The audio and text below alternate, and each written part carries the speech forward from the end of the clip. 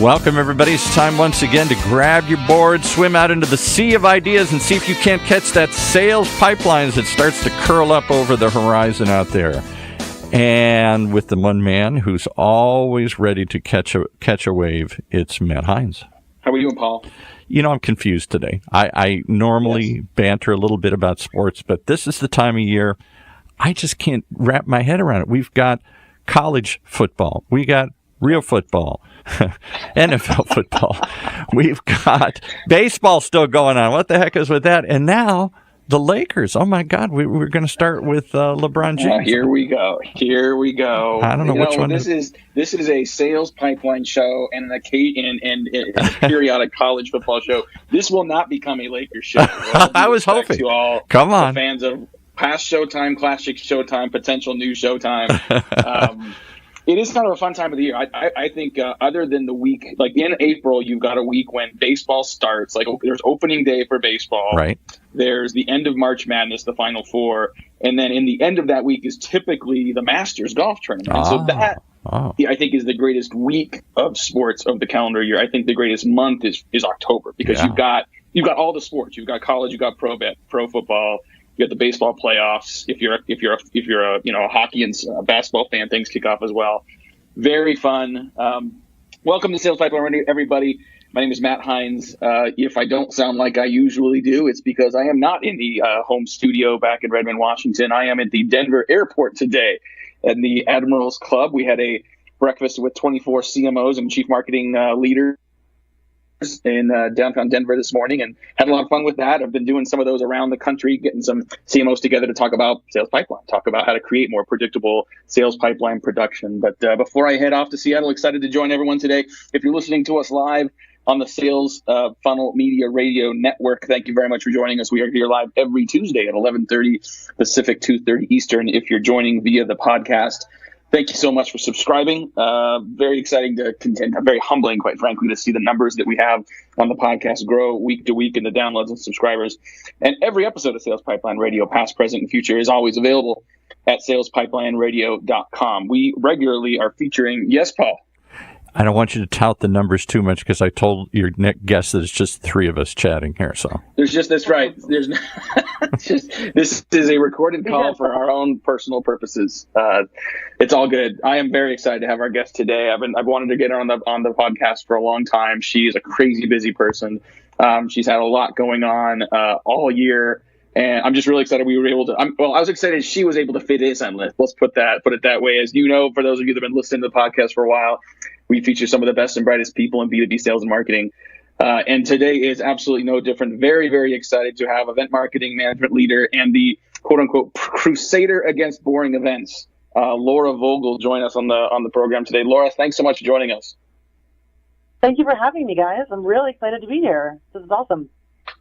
So if you're in B2B and you've been either at the old Eloquent Experience conferences or if you've been at the recent Serious Decisions conferences, you have experienced the level of exceptionalism that is a Laura Vogel event, down to the little details and all the things that make it worthwhile for the host, for the attendees, for the sponsors. And if you've ever done any kind of event production or event management, you know how hard that is and how big of a job it is. And she makes it look easy. So very excited to have you on the call today and on the program today, Laura. And I know the thing we were talking about, events, we could fill a whole year of programs and talk about event management. I think the thing that you seem passionate about and that I am as well is the idea that you don't necessarily create an event and then just assume everyone's going to show up. Right. This morning for our CMO breakfast, we had a great hotel downtown Denver, had got a great catered meal. We had bacon, the eggs, the whole deal. But if you just assume that people are going to come by sending them one email or just, sending one tweet, you're probably fooling yourself. So I want to spend some time today talking about the difference between producing events and marketing events. So tell us a little bit of how you think about that difference today. Yeah, absolutely. And you're so right, because that's the biggest challenge, I think, with a lot of event managers these days, is that what they're tasked with is they're great at being able to produce an event, but that's just step one. And what they really have to do is get butts in seats. Anybody can, not anybody, but a great event manager is just expected to be able to produce the great event. And what they now have to do is produce the great events. And thank you for your accolades. I so appreciate them. I want to make sure I say that. That's so kind. But that's almost a given these days. It's a given that you're going to be able to do the seamless execution and have the amazing production and get Magic Johnson on the stage, and you're going to do that, and it's going to look flawless, and there's going to be no mistakes. Really cool. Awesome. Good job. Okay, cool. You can do that. Now you can do that, but how do we get the people there? How do we make sure that we've got 2,000, 3,000, 5,000 people in the room? Because what's really happening is, if you think about the spring or you think about the fall, especially with B2B marketing events, there has never been more competition than there is today. Right. With these B2B marketing and sales events. There are just mountains of them.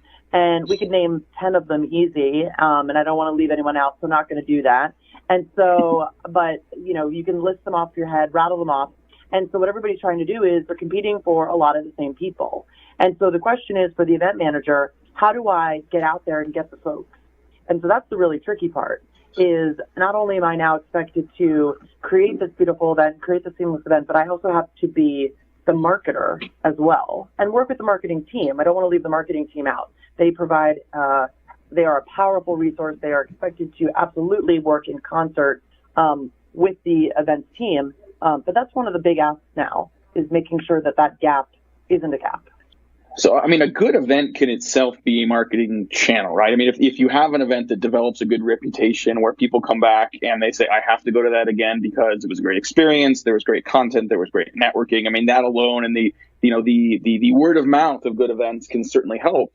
But that assumes that you've been doing it for a while and you've taken the time to build that reputation. What are some of your best practices if people are listening to this, say, listen, we're going to be doing our own events next year. We're going to do a road show. We're going to kind of do some of our own stuff. What are some of the best practices that you find most successfully work when companies do try to market their own events to get butts in seats? Yeah, absolutely. So the number one thing I tell people is they have to really start with their marketing campaign when they start thinking about their content. I think what people tend to do is they start thinking about the marketing far too late in the game, and they really have to take it way back. And it really starts to happen when they're thinking about their content, which tends to come first.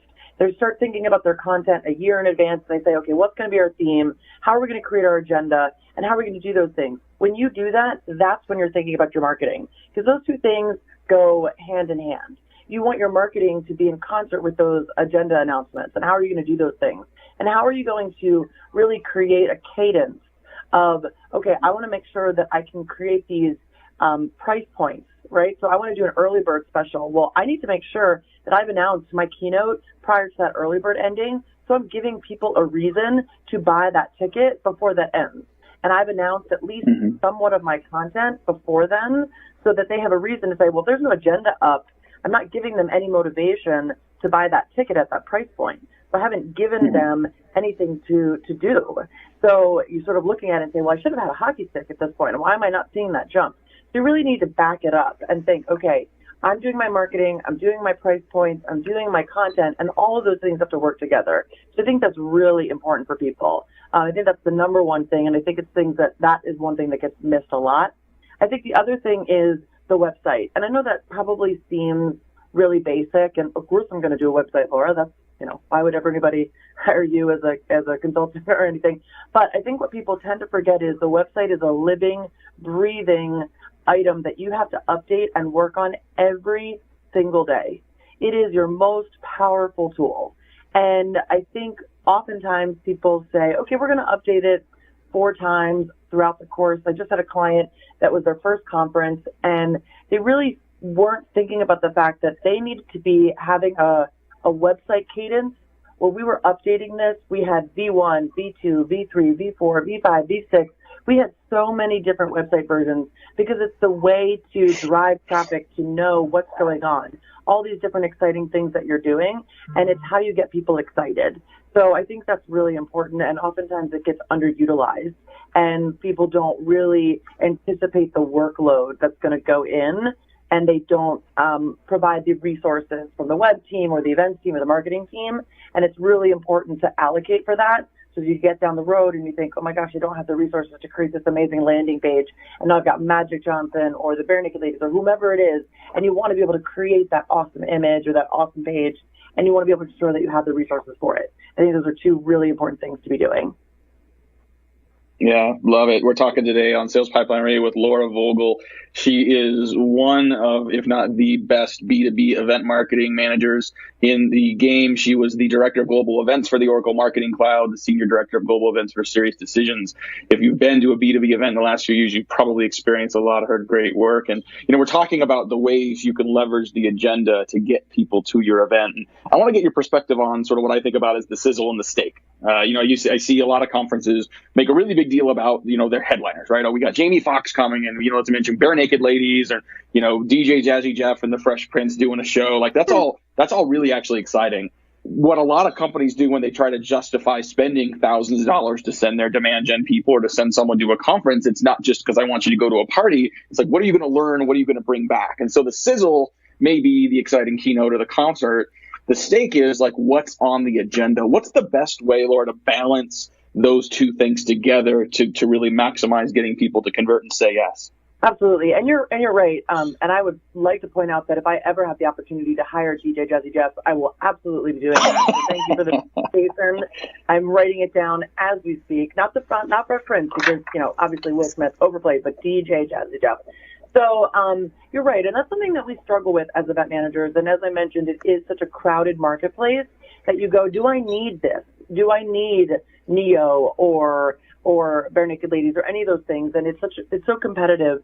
And I really do think that at the end of the day, it's both the content and really the networking that gets people there. And so what we try to focus on, or I try to focus on, or I tell my clients, is think of ways to push that agenda forward. So when you look at a justification letter on a website and things that we tell our account managers as they're calling their clients, or we put this in videos, we focus on saying, these are the things that you're going to go home with. Here are the 3 action items that you're going to be able to do when you get back to your desk on Monday morning. And that focuses on the takeaways from the breakout sessions and the keynotes. And it doesn't focus on DJ Jazzy Jeff, and it doesn't focus on Magic Johnson. It really focuses on what you're going to learn from the actual sessions that are being taught by either the customer case studies or, say, the Serious Decisions, and it's an analyst session. But that really focuses on, like you said, the steak and not the sizzle. And so you see that in, like I said, the justification letters. I focus, like you mentioned, on the website. I really tell my clients to make sure they have a website and that agenda page where you can filter. A lot of these great event management tools these days, certain Cvent, all those, they've got great tools that allow you to filter by breakouts and by type. And that really allows you to see, okay, is it by role? Is it by persona? Is it by type? Is it by track? All those things. And drive your marketing to those so that you can do role-based marketing and say, this is why your role has to be at this event. Because if you don't, all of your peers are going to learn these things and you're going to be left behind. And that's based on what you need to know on Monday, not because of what DJ Jazzy Jeff is going to do at the party. And so I think you can, it's a mistake to not have the sizzle, but you want to really focus a lot of it on the take home, on the steak. Yeah, it's a balancing act for sure. I will tell you, I don't know if I'm making you jealous of this. So Dreamforce here a couple weeks ago, right? They're one of the vendors had a party, and the headliners at the party were Dougie Fresh and Slick Rick, and it's pretty good. It's pretty good. And I get we're gonna have to take a quick. A lot. Go ahead. No, I was just gonna say I get a question a lot from people that clients would say, "How do I get people to my trade show booth?" And it's challenging now because there is so much competition, and people are just there's so many shiny objects. And it's trying to find that balance between, getting people to your party and getting the folks in the room. And so you really do. It's tough to find that balance. But I think there's a way to do it. I think you can. But you got to have that content there, or it's at the end of the day, it's not a conference worth attending, right? I agree with that. We got to take a quick break, pay some bills. We're going to be back with more with Laura Vogel on Sales Pipeline Radio, talking about events, talking about the chicken and the egg. Do you market a great event, or does a great event get marketed and sort of build some momentum? We're going to talk about ways to do that. We'll be right back. Sales Pipeline Radio. Are you tired of sending sales emails and wondering if they ever even get opened? If so, you need MailTag. MailTag is a Chrome browser extension for your Gmail that allows you to track your emails in real time. You receive alerts right on your desktop as soon as your emails are read. And as a special thank you for being a listener of this show, we've teamed up with MailTag to provide you guys with special discount on your mail tag subscription. Just type in the word Heinz, Heinz. You can get 50% off for life. Yeah, 50% off for life. What do you got to lose but that question mark hanging over whether your emails got opened? Be sure to check out mailtag.io. I know it's a little different. Mailtag.io to start your completely free 14-day trial. No credit card required. And afterwards, put in that code Heinz and get 50% off for life. You'll thank us afterwards.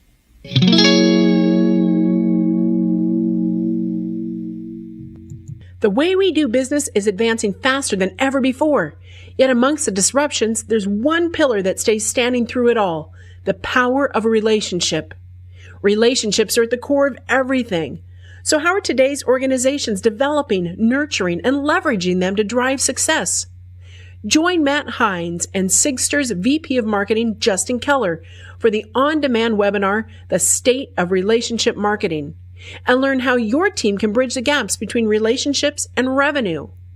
Listen now at HeinzMarketing.com. That's HEINZ marketing.com. And yes, we said HEINZ. We didn't say Slick, Rick, or any of these other names that drop in here. Kept it simple, Paul. It's Heinz like the ketchup, not the cake box. That's how we do it here. All right. Yeah, very excited to have MailTag with us, mailtag.io. They are our newest sponsor of Sales Pipeline Radio. And literally this week, I spent Tuesday, we did our CMO breakfast in Salt Lake City. We did it this morning in Denver. Last night, we did a dinner with some VPs of sales with the team from Outreach, and even amongst that group, I hear MailTag talked about more and more often from people that are looking for something simple but effective to manage their outbound emails. So thank you again to MailTag, but got a lot more today with Laura Vogel. Very excited to have her on Sales Pipeline Radio. And Laura, before the break, we were talking about the sizzle mistake and how to balance sort of the meaty part of the agenda with sort of the headliners that can really sort of be juicy and attractive. I want to talk about some other elements of good shows. Like, what are things you've noticed that have the highest correlation with success and satisfaction rates at the end of a show that might grease the wheels for people to more likely come to the next show or tell their friends they could go there? What are some of the elements of shows and of the show experience that you've noticed are most important? Yeah, absolutely. So I think number one, obviously, as we mentioned sort of right before the break, was number one is you have to have the good content.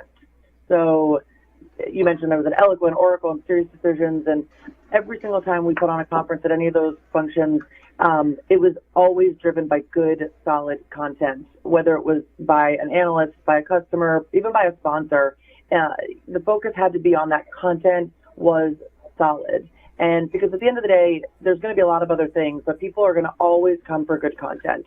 So I think the method in the way that that content is being delivered is changing. And that is what people are looking for. They don't want what we, sort of call, sort of stand and shout, right? So someone's sort of standing on the stage and just kind of preaching at you.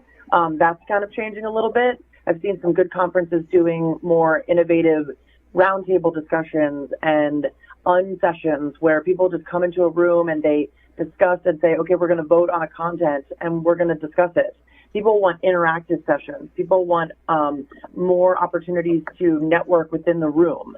So even things that felt old, sort of like birds of a feather, which feels like an old kind of way, people really want to be able to talk about the problems they're having within their role with other people in their role. And then they want someone who is a subject matter expert, whether it be an analyst or a customer or someone from the product. They want to be able to talk about that with them. So I think content, yes, is king, but then how you are able to manage that content delivery. I was actually looking at an agenda the other day with Forrester, and I saw on their website that they're actually doing these 3 different types of sessions within their breakouts. And so you can actually go and it'll sort of rotate. And one is a regular sort of breakout. The second one is a roundtable that's moderated by an analyst. And then the third is more of like an unsession sort of creative networking workshop. And I thought that was really innovative, especially for a sort of standard analyst firm. And I liked that they were taking a different approach. And full disclosure, I used to work for Forrester back in the day. So that's different than when I worked there. And I liked that. I liked that a sort of traditional firm was taking a sort of modern approach to it. So I think that's really, really important in the way you do it. So content. I agree. And then I think, networking would be my other one. Networking. People want to connect with other people. Mobile apps are changing this for events, and people want to be able to find other folks, and they want to be able to connect with them, and they want to be able to talk to them and say, here's a challenge I'm having. Are you having this challenge too? How did you solve it?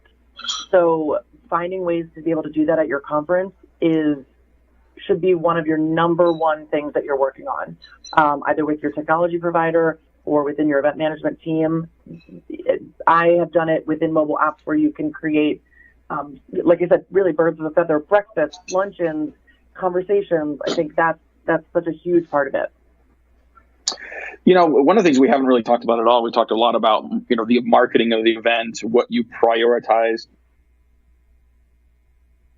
interested, how you get people in the room. We haven't talked a lot about, and I think when you think about the objectives of your events, which includes the audience you're going after, that might imply and give you direction on what type of events to do. And so talk a little bit about the thought process companies should go through when they're trying to target practitioners versus executives, when you're thinking about doing a lunch and learn versus a networking breakfast versus, something that is more product oriented. There's a time and place for everything, but like how should people think about objectives, audience, and then execution?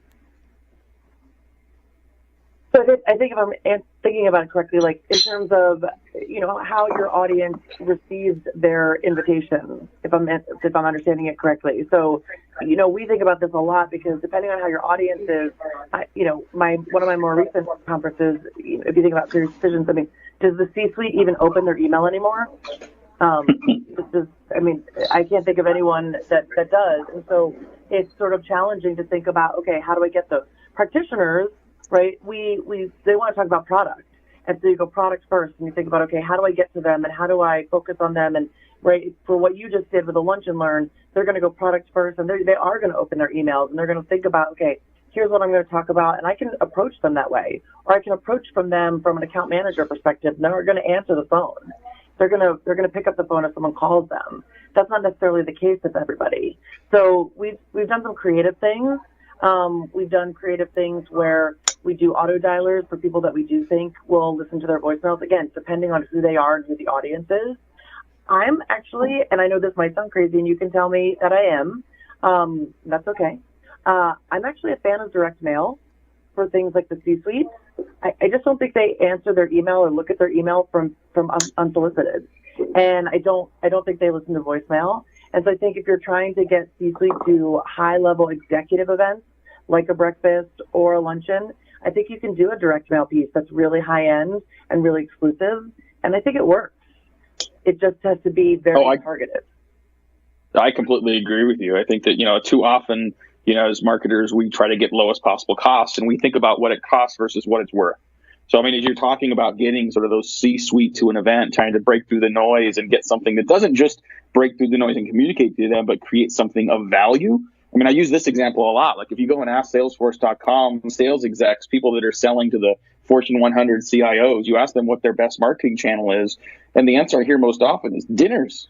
It's getting something of value for people. Like last night we had, we're sitting here in Denver. We had, a bunch of VPs of sales and CROs in the room. A good Manhattan and a good steak at a decent restaurant. Because you're not getting too pitchy. Like you're promoting the networking opportunity. You're building some value for the organization. There will be a time and a place to sell, but before you have the opportunity to pitch, you have to get someone's attention. And so I think that time and place becomes really important. We got just a couple more minutes here with Laura Vogel. Very excited to have her and sharing some of the information she has here. We will have a replay of this entire episode on salespipelines.com here in a couple days. But Laura, before we go, just want to ask you the last question we ask most guests around the people that have been most influential for you in your career. These can be managers, they could be professors, they can be people that have been long dead. But who are a couple people that you've learned from over the years that you'd recommend other people check out as well? Sure. First and foremost, I always have to say, that's a lot of words. I am one of the few people that have actually only ever had a position with events in their title. A lot of people come to events from various different places, and I'm really fortunate that I randomly got an event, not randomly, nothing I was that random. I'm sure you would agree. I started doing events in college, and I got an internship at a small events agency in Boston called the Castle Group. And the woman who runs it, it's a woman-owned organization, and they have been running this company for 22 years. And the woman who owns it, co-owns it, is a woman named Wendy Spivak. And I worked there as an intern my senior year of college, and then they gave me a job, and I was there for 6 years. And she taught me so much that I know about making every experience special, and everything has to be seamless, and all the things that people compliment me on about how everything should have that sort of Laura Vogel touch, all those kind of like very special moments. A lot of that comes from that experience, and I really owe that to them. And I'm always just very proud to say that I started at a woman-owned business, and it's still thriving today. And so I'm really proud of that. And then also, and this is not a name that will be a surprise to you, but my first manager at Serious Decisions was a gentleman named Brad Gillespie, and he was the CMO there, and now he actually is the VP of Marketing for Enterprise at Cvent. And I came to Serious Decisions as their director of events, and still had a lot to learn, I think, about marketing in that space, and he really taught me a lot there, and so it was really great to learn from him, and so and just as a manager as well. So I consider those two very pivotal people in my life and my space, certainly. So lots to learn from them still, and I still do every day. So awesome. Well, thank you for that. And Laura, thank you so much for taking time. I know you've been crazy busy lately and have some new stuff coming up that we can talk about later, but very excited to have you here. Thank you so much for joining us on Sales Pipeline Radio. For those of you listening, if you want to make sure other people in your marketing team, your events team, get some of Laura's best practices, you'll be able to listen to this episode on demand, Sales Pipeline Radio, in a couple days. And in about a week, we'll have highlights from this episode up on Heinz Marketing. We've got some great guests coming up over the next couple of weeks. We've got Jeb Blount, author of the new book Objections. We've got the king of selling, Jeffrey Gitomer himself, will be joining us on Sales Pipeline Radio in a couple of weeks. We're out of time for today. I got to go catch a flight, Paul. On behalf of my great producer, Paul, this is Matt Heinz. Thanks again for listening to us on Sales Pipeline Radio. You've been listening to Sales Pipeline Radio, brought to you by the good folks at Heinz Marketing, right here on the Funnel Radio Network for at-work listeners like you.